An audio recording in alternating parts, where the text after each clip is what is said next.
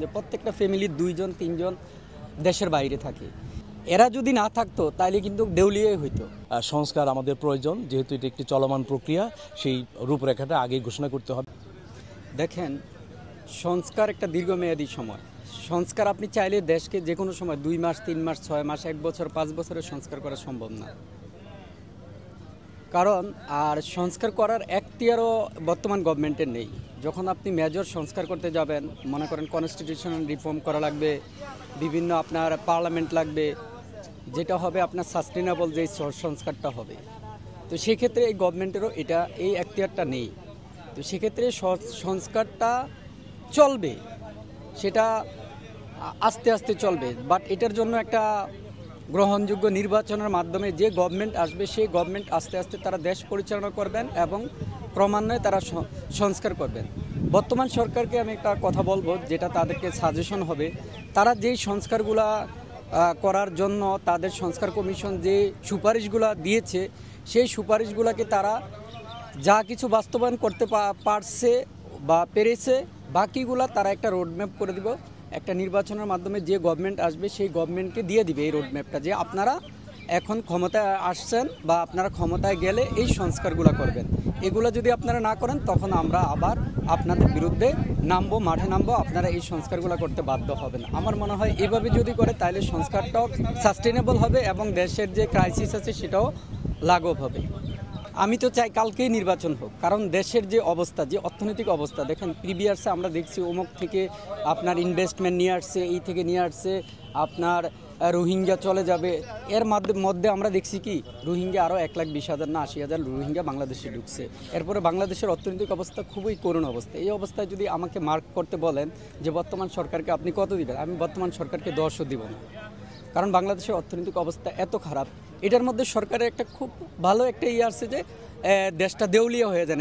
এর মধ্যে প্রধান কারণ হলো যে আমাদের বাংলাদেশে আপনি যদি প্রত্যন্ত অঞ্চলে যান বা যে কোনো জেলায় যান, দেখবেন যে একটা ফ্যামিলির, অন্ততপক্ষে দক্ষিণবঙ্গের কথা, আমি যেহেতু দক্ষিণবঙ্গের সন্তান, সেখানে দেখবেন যে প্রত্যেকটা ফ্যামিলির 2 জন 3 জন দেশের বাইরে থাকে। এই যে দেশের বাইরে থাকে যেই ফ্যামিলিগুলোতে, আমাদের প্রত্যেক ফ্যামিলিতে, তখন আর তাদের একটা টেনশন থাকে না। এরা যদি না থাকতো তাহলে কিন্তু দেউলিয়াই হইতো এবং না খেয়ে মানুষ মারা যেত। তাই বলবো যে এই অবস্থায় আমরা পারলে কালকে নির্বাচন দিয়ে একটা দেশকে স্থিতিশীল পরিস্থিতির মাধ্যমে আগামীর যে অর্থনৈতিক উন্নয়ন, সামাজিক ডেভেলপমেন্ট, সংস্কার সব কিছু আমরা আস্তে আস্তে করব। সেটা যদি জনগণ ইউনূস সাহেব নিজে যদি এটার জন্য নির্বাচন করেন, উনি যদি নির্বাচিত হন, ওনারা দেশ চালাবে, এবং জামাত যদি নির্বাচিত হয় জামাত দেশ চালাবে। এর মধ্যে যদি আপনার এনসিপি নির্বাচিত হয় তারা দেশ চালাবে, বা বিএনপি নির্বাচিত হলে যে জনগণ যাকে ভোট দিবে সেই দেশটা চালাক, আমরা এটা চাই। গত 17 বছর বাংলাদেশে একটি ফ্যাসিস্ট শাসন ছিল। শেখ হাসিনার শাসনের পরবর্তী বাংলাদেশের মানুষ যে 17 বছর বাংলাদেশে কোনো নির্বাচন হয় নাই বা নির্বাচনে ভোট দিতে পারে নাই, এবং সেটা নিয়ে বৈষম্য বিরোধী ছাত্র আন্দোলনের ফ্যাসিস্ট হাসিনার পতনের পরে মানুষের সবথেকে বড় এবং প্রধান দাবি হচ্ছে বাংলাদেশের গণতন্ত্র প্রতিষ্ঠা করা। এই গণতন্ত্র প্রতিষ্ঠা করতে হলে আমাদের যে সাংবিধানিক ধারা এবং গণতন্ত্রের যে প্রথম শর্ত, সেটি হচ্ছে একটি অবাধ, সুষ্ঠু এবং নিরপেক্ষ নির্বাচন করা। সুতরাং আমরা মনে করি যে এই নির্বাচন অনুষ্ঠান করার জন্যে প্রথম যেটা প্রয়োজন সেটা হচ্ছে যে একটি স্বচ্ছ এবং নিরপেক্ষ নির্বাচন কিভাবে করা যায় এবং যেখানে জনগণ অবাধ ভোট দিতে পারবে, সেটার নামই হচ্ছে প্রথম সংস্কার, যেটাকে বলে নির্বাচনী সংস্কার। সুতরাং সংস্কার এবং নির্বাচন এই দুটোই একটার সাথে জড়িত এবং দুটোই একই সঙ্গে চলমান এবং একই সঙ্গে করতে হবে। সুতরাং আমরা আশা করব যে বর্তমান সরকার যেন নির্দিষ্ট সময়ের মধ্যেই নির্বাচনটা শেষ করে, এবং আমরা আমাদের দল থেকে ইতিমধ্যেই বলা হয়েছে যে ডিসেম্বরের মধ্যে নির্বাচন করতে হবে, এবং একটা নির্বাচন সুষ্ঠুভাবে করার জন্যে 18 মাস একটা দীর্ঘ সময়, এবং আমরা আশা করি এখনও আমাদের হাতে যে পরিমাণ সময় আছে এর মধ্যেই আমরা নির্বাচন অনুষ্ঠান করতে পারবো ডিসেম্বরের মধ্যে।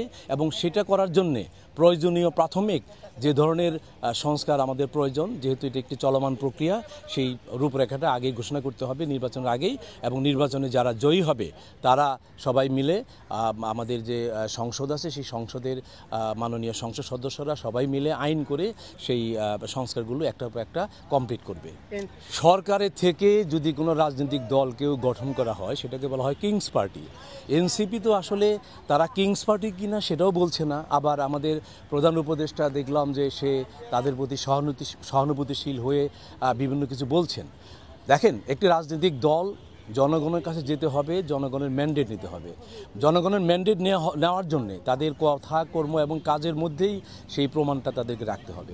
কাউকে যদি আপনি ক্ষমতায় বসিয়ে দিতে চান তাহলে সেটা তো কোনো নির্বাচন হলো না, সেটা তো গণতান্ত্রিক প্রক্রিয়ার প্র্যাকটিস হলো না, সেটা একটি স্বৈরাচারী শাসন ব্যবস্থা, যেটার বিরুদ্ধে আমরা আন্দোলন করলাম, যে ফ্যাসিস্ট হাসিনাকে আমরা পতন করালাম, যে পালায়া গেল সবাইকে নিয়ে। সেই ফেসিবাসী আচরণই তো আবার শুরু হবে যদি কাউকে আপনি ক্ষমতায় বসাতে চান।